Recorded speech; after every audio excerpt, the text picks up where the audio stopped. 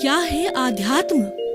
दर्शन, चिंतन धारा, विद्या या संस्कृति की परंपरागत विरासत। आध्यात्म दर्शन यानी जीवन का शाश्वत सत्य। मानव जीवन से जुड़े शाश्वत सत्यों को जानिए और समझिए उपासक डॉक्टर सोहन राज तातेड़ से हमारे खास कार्यक्रम आत्मविज्ञान में। आत्मविज्ञान यानी सही दृष्टि, सही सोच। भाई और बहनों, मातृशक्ति को नमन। स्टूडियो में आपका हार्दिक स्वागत है, अभिनंदन है, सत्कार है। हम आत्मविज्ञान साइंस ऑफ द सोल कार्यक्रम के अंतर्गत आपको नए नए एपिसोड्स बताते हैं और हर एपिसोड आपके जीवन को धन्य बनाता है, आपका जीवन का विकास को, आप एक अच्छे इंसान बने, आपके अंदर गुणों को अवतरित करना चाहते हैं। हम एक राइट विजन देना चाहते हैं, हम आपको सही दृष्टि, सही सोच देना चाहते हैं कि राइट विजन, राइट थिंकिंग के तहत जो है आपकी विचारधारा शुद्ध हो और आपके अंदर जो कुछ भी नकारात्मक भाव वो समाप्त होकर के सकारात्मक बन जाए। इसीलिए हम नए नए एपिसोड्स के माध्यम से आत्मविज्ञान आप तक परोसते। तो आज का हमारा बहुत ही सुंदर विषय है, वह विषय कायोत्सर्ग। भाई और बहनों, एक हमारी संस्कृति के अंदर एक प्रेक्षा ध्यान पद्धति है। उस प्रेक्षा ध्यान पद्धति के 8 अंग है, वो हम धीरे धीरे करके लेंगे। हम अपनी चेतना को जगाना चाहते हैं, हम अपने स्वभाव में रहना चाहते हैं, हम विभाव को छोड़ना चाहते हैं। तो सिद्धांत अपनी जगह है, लेकिन प्रयोग भी अपनी होना जरूरी है, क्योंकि जो हमारा सिद्धांत है वो तो थ्योरी है, लेकिन जब तक प्रैक्टिकल नहीं किया जाता है, प्रैक्टिकल नहीं करने से जो है वह थ्योरी जो है हमारे भीतर हृदयंगम आत्मसात नहीं होती है। तो ही हम धीरे धीरे अब जो जितने 8 अंग है एक एक करके लेंगे। तो प्रेक्षा ध्यान के 8 अंगों में पहला अंग है कायोत्सर्ग है। पहले मैं इसकी थ्योरी बताऊंगा और फिर इसको प्रैक्टिकल करके बताऊंगा और फिर इसके लाभ बताऊंगा। 3 भागों में इसको बांटता हूं। तो पहला भाग है कि प्रेक्षा ध्यान। प्रेक्षा का अर्थ होता है देखना, और ध्यान का मतलब एकाग्रता से देखना। व्यक्ति बाहर की आंखों से सारी दुनिया को देखता है, 5 इंद्रियों से जगत को देखता है, वो हमारे बाह्य जगत, व्यवहार जगत को देखता है, और भीतर की आंखों से जो है भीतरी जगत को देखता है। भीतरी जगत बाहर के जगत से बहुत बड़ा है, अनुकूल जगत है, वो आत्मा का जगत है, परमात्मा का जगत है, और वहां पे रूपांतरण होता है, वहां पर सत्य मिलता है और वो हमारा स्वभाव बनता है आगे जा करके। तो वो भीतरी, अब देखना दोनों तरफ है, भीतर देखो चाहे बाहर देखो। कैसे देखना, ये मुख्य बात है। राग द्वेष मुक्त होकर देखना है। आप खुली आंखों से देखो तो किसी व्यक्ति को देखो या वस्तु को देखो तो उसके प्रति प्रियता अप्रियता के भाव न आए, राग द्वेष न आए, और वो वस्तु जिस रूप में, उस रूप के अंदर ही देखना जो है वह जो है वो हमारा वो प्रेक्षा कहलाता है। और भीतर भी देखें तो प्रेक्षा राग द्वेष रहित होकर के देखना को प्रेक्षा कहते हैं। प्रेक्षा का सामान्य अर्थ है देखना, पर कैसे देखना? राग द्वेष रहित होकर के देखना। उस राग द्वेष रहित होकर के देखने के लिए पूरा ही प्रेक्षा ध्यान का सिस्टम बना है, उसके अष्टांग बने, योग बने हैं। तो उस 8 चरण बने हैं, एक एक चरण को हम लेते रहेंगे। पहला चरण है कायोत्सर्ग। कायोत्सर्ग का होता है मतलब काया का उत्सर्ग करना, शरीर में रहते हुए भी शरीर का भान न होना। अगर ये स्थिति प्रैक्टिकल रूप से हमारे सद जाती है तो हम विदेह हो जाते हैं। राजा जनक विदेह थे और वह मिथिला के राजा थे और सीता उनकी पुत्री थी, और भी पुत्रियां थी। तो वो सारा राजकाज चलाते होते हुए भी वो भीतर चिंतन करते थे कि मैं शरीर नहीं हूं, मैं तो शुद्ध आत्मा हूं, मैं तो ज्ञाता हूं, मैं तो दृष्टा हूं, और ये शरीर करने वाला, ये भोगने वाला है। और मन वचन काया और उसकी सब प्रकार की गतिविधियों से मुक्त ऐसा मैं शुद्ध आत्मा हूं। उनका इतना बड़ा चिंतन था। तो वो राग द्वेष रहित होकर के चिंतन करते थे, वो कायोत्सर्ग करते थे। और हर जो साधु सन्यासी है, अगर उसको जीवन के अंदर आगे बढ़ना है तो समय समय पर कायोत्सर्ग करता रहना चाहिए। जब हम काया में रहते हुए भी काया का अनुभव नहीं होगा, इसका मतलब ये काया को हम पड़ोसी समझेंगे कि मैं तो शुद्ध आत्मा हूं और ये मेरी पड़ोसी है, हम दोनों साथ रहते हैं, लेकिन मैं तो चेतन हूं, ये तो जड़ है, ये तो पीछे से जो है लेकर के आया है। जो कुछ भी प्रश्न पेपर जो हल करके आया उसका सारा मन वचन का है, ये सारी गतिविधि है, वो परिणाम है, वो पुरुषार्थ नहीं है। मैं करने वाला पुरुष, मुझे जो करना है वो पुरुषार्थ है। वो पुरुषार्थ है ज्ञाता दृष्टा भाव में रहना, अपने स्वभाव में रहना, अपना चिंतन करना कि मैं तो शुद्ध आत्मा हूँ, मैं तो ज्ञाता हूँ, मैं तो दृष्टा हूँ, मैं तो जानने वाला हूँ, देखने वाला हूँ, मैं अनंत ज्ञान वाला हूँ, मैं अनंत शक्ति वाला हूँ, अनंत में जो है वो अनंत सुख का धाम हूँ, अव्यबाद हूँ, टंकोत्कीर्ण हूँ, ऐसे सैकड़ों हजारों जो है शुद्ध आत्मा की, मैं सच्चिदानंद हूँ, ऐसी क्वालिटी का चिंतन करना जो है ये स्वभाव में रमण करना है। तो भाइयों आइए हम कायोत्सर्ग का प्रयोग करते हैं। आंखें कोमलता से बंद, रीढ़ की हड्डी सीधी और एंटीना की तरह सीधी रहे और दोनों हाथ की मुद्रा जो है ध्यान की मुद्रा में रहे। अब आप सबसे पहले थोड़ा श्वास को शिथिल कीजिए, दोनों नथुनों के बीच के अंदर आप जो अपने चित्त को केंद्रित कीजिए और जैसे जैसे मैं सुझाव देता हूँ वो मानसिक रूप से देखिए कि सबसे, और दोनों नथुनों के बीच में देखिए कि हमारा जो है ये श्वास आ रहा है, जा रहा है। श्वास को थोड़ा लंबा कीजिए, लंबा सांस, गहरा सांस, समतल श्वास और स्थिर श्वास और लंबा कीजिए। और श्वास लेते समय में पेट फूलना चाहिए, श्वास को छोड़ते समय में पेट सिकुड़ना चाहिए, ताकि हमको मालूम पड़े कि हमारा श्वास आ रहा है, जा रहा है। तो इस प्रत्येक श्वास को करके और श्वास को लंबा, गहरा, शिथिल सुझाव दीजिए। श्वास शिथिल हो जाए, अनुभव कीजिए श्वास शिथिल हो रहा है। अनुभव कीजिए कि श्वास गहरा, लंबा, शिथिल हो गया है। अब श्वास शिथिल है, हम भीतर जाते हैं, कायोत्सर्ग करते हैं, काया का उत्सर्ग करेंगे। आप पैर के अंगूठे पर अपने चित्त को केंद्रित कीजिए और धीरे धीरे जैसे मैं सजेशन देता हूँ वैसे आप आगे बढ़ते रहिए। चित्त को दायां पैर के अंगूठे से ऊपर ले जाइए। अंगूठा, अंगुलियाँ, एड़ी, पंजा, पैर और साथल और कमर का मध्य भाग। अब बाएं पैर का अंगूठा, अंगुलियां, पंजा, एड़ी, पैर, घुटने और साथल। अब आप सुझाव दीजिए कमर के नीचे का भाग व शिथिल हो जाए।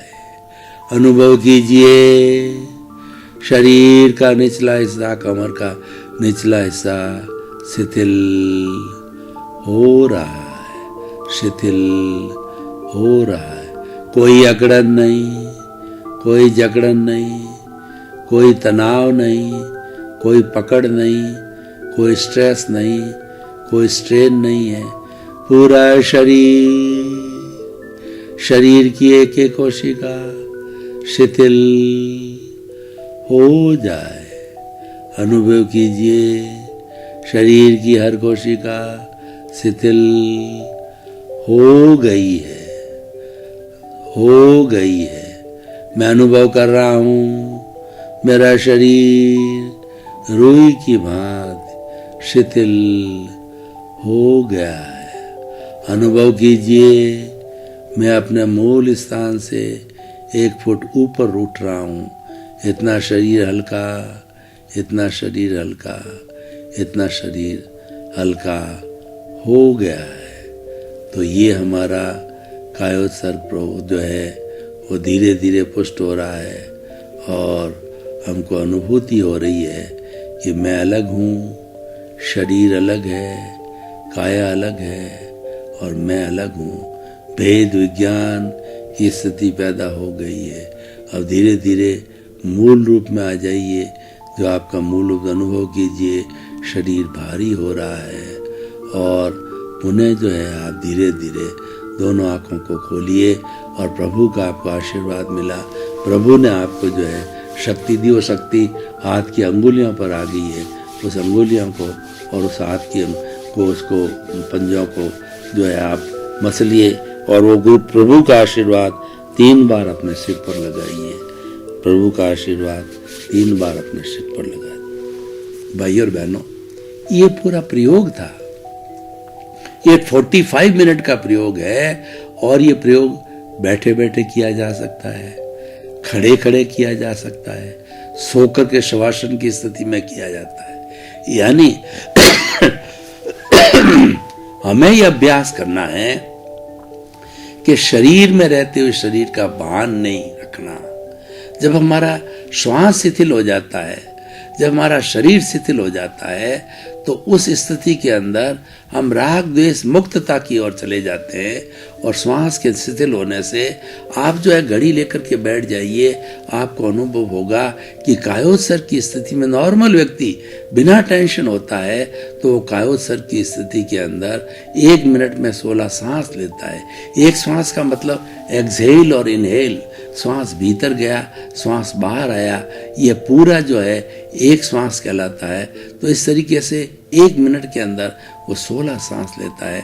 और लेकिन हम कायोत्सर्ग करते हैं, हम जो है वो अपने श्वास को शिथिल करते हैं, तो ये संख्या 16 से घट के 12 हो जाती है।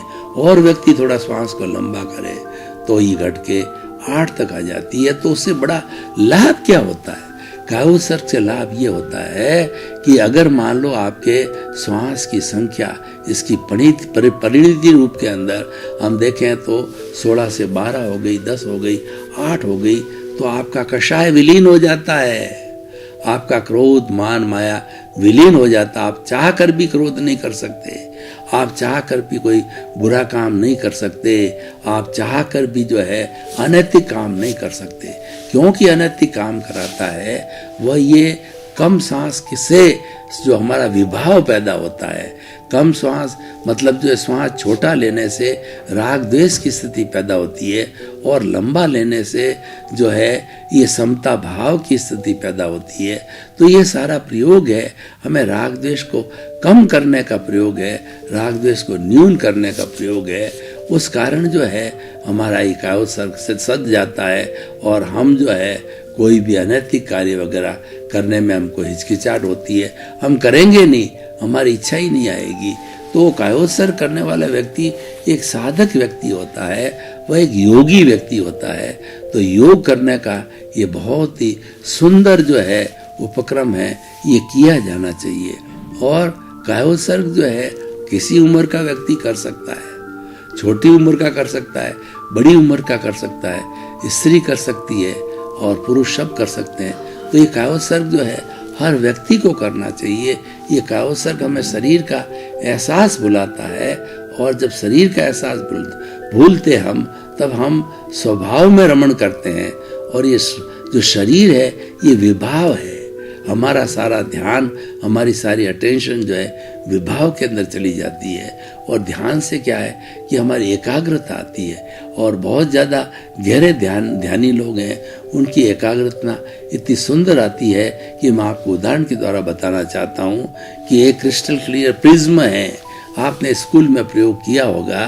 तो इस प्रिज्म को जब लाइट के अंदर रखा जाता है तो पर्टिकुलर एंगल से जो है सूर्य की किरणें उस प्रिज्म पर पड़ती है और उस प्रिज्म पर रिफ्रैक्शन होकर के वो दूसरी तरफ जो हम एक कागज़ का टुकड़ा रखें उस पर जाकर के पड़ती है।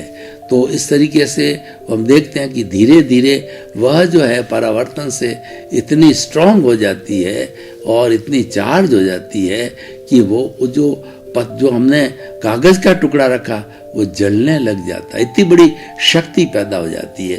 तो दूसरे शब्दों में हम कह सकते हैं कि हमारा जो ये अंतर यात्रा है, हमारा जो ये कायोत्सर्ग है, वह कितना सुंदर उपक्रम है कि हमारे को एक साधना के पथ पे उत्कृष्ट रूप से हमको ले जाता है। दिखने में ये प्रयोग बहुत सरल है, करने में भी प्रयोग है, लेकिन इसका जो उपयोग जो हम करते हैं वो उपयोग बहुत ही सुंदर है।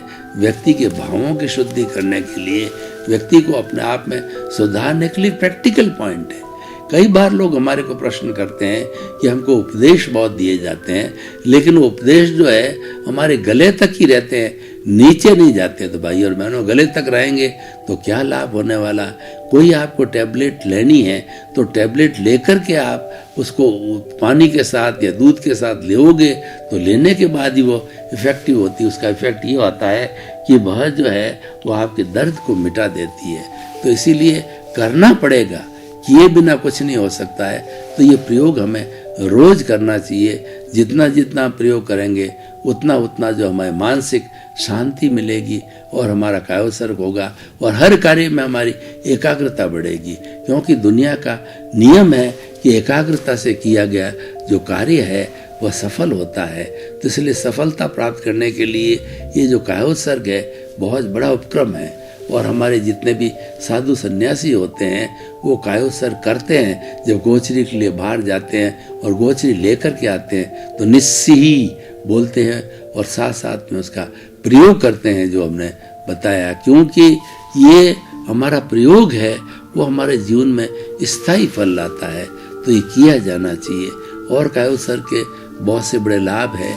कई लोग ऐसे होते हैं जिनके विचारों का तांता रुकता नहीं है, जो कि विचार करते रहते हैं, कोई एंड नहीं होता है। तो उन लोगों को जो है खास तौर से ये कायोत्सर्ग करना चाहिए। तो कायोत्सर्ग करने से हम देखेंगे कि उनके जो भटकाने वाले विचार है वह जो धीरे धीरे कम होने लग जाते हैं, क्योंकि ये अभ्यास की बात है। जो practice makes a man perfect, करत करत अभ्यास के और जड़मति होत सुजान। अगर हमें किसी मूर्ख को विद्वान बनाना है उसके लिए बार बार उसको अभ्यास कराना पड़ेगा, और अभ्यास कराने के बाद वो समझ जाएगा कि जीवन का सही सार यही है। तो भाई और बहनों, ये कायोत्सर्ग जो है ये काया का उत्सर्ग है, ये शरीर का उत्सर्ग है और ये साधना का अंग है। इसको मैंने प्रैक्टिकल रूप से करा करके आपको बताया, इसलिए हमेशा हमें ये ध्यान रखना चाहिए। और ये बहुत सरल है।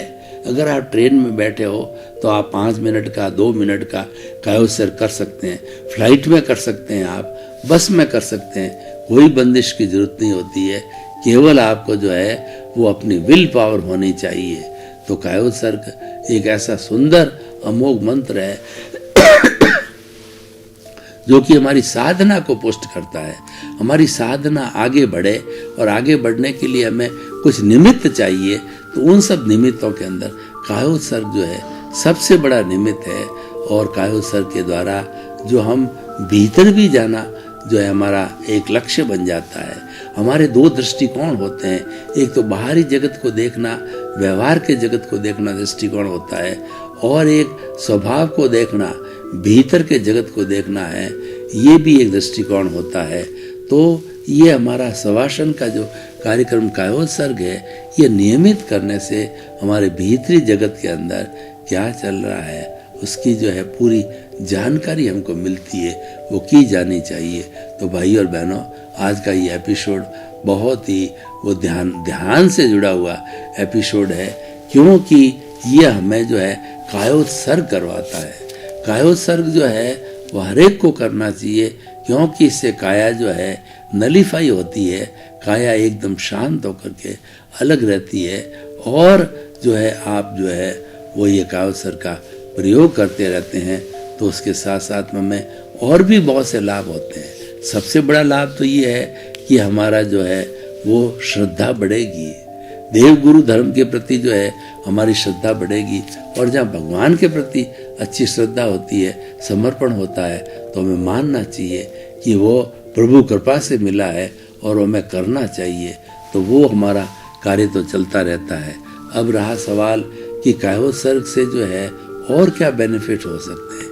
कायोत्सर्ग से जो है हमारा मोटापा भी कम हो जाता है, हम बार बार करते हैं, क्योंकि उसके अंदर जो है प्राणायाम का भी पोर्शन है, वो भी किया जाता है।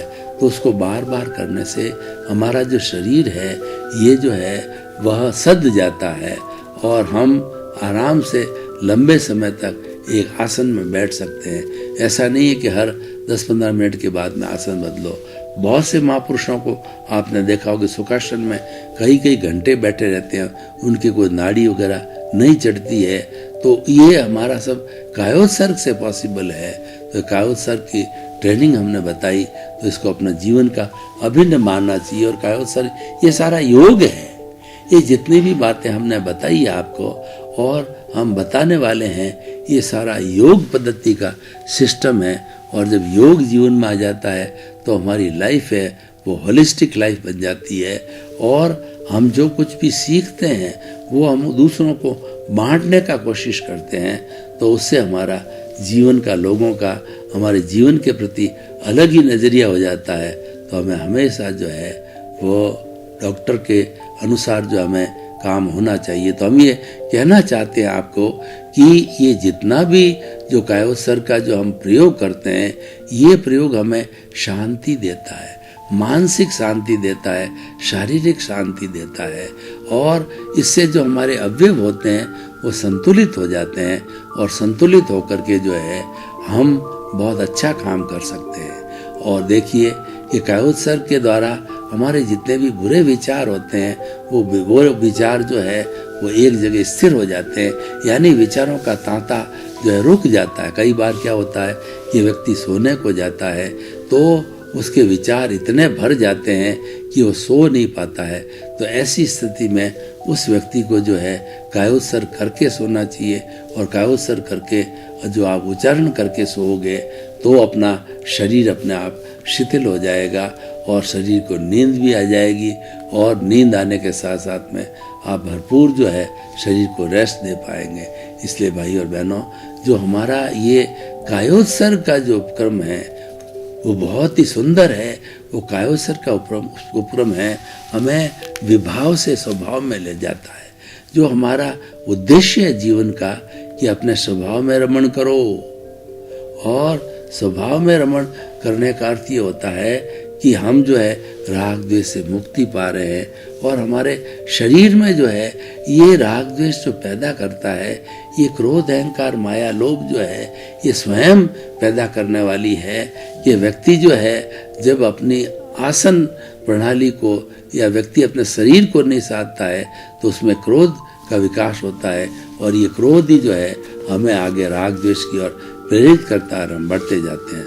दर्शकगण, श्रोतागण, भाई और बहनों, आपका बहुत बहुत धन्यवाद। आप हमारा ये आत्मविज्ञान कार्यक्रम बराबर देख रहे हो। आत्मविज्ञान कार्यक्रम में थ्योरी भी दिखाई जाती है, प्रैक्टिकल भी कराया जाता है। जब प्रैक्टिकल कराया जाता है तो कोई सिद्धांत दिया जाता है, वो प्रैक्टिकल के माध्यम से एकदम सुस्पष्ट हो जाता है, हृदयंगम हो जाता है, आत्मसात हो जाता है। इसीलिए हमारा आत्मविज्ञान कार्यक्रम सही दृष्टि, सही सोच जो है थ्योरी और प्रैक्टिकल पर आधारित है। और हमारा लक्ष्य है सर्वे भवन्तु सुखिनः सर्वे भवन्तु निरामया। इस क्रम में आपका जीवन आनंदमय हो, मंगलमय हो, सुखमय हो। आपके प्रति बहुत बहुत शुभ। आत्मविज्ञान में आत्मविज्ञान यानी सही दृष्टि, सही सोच।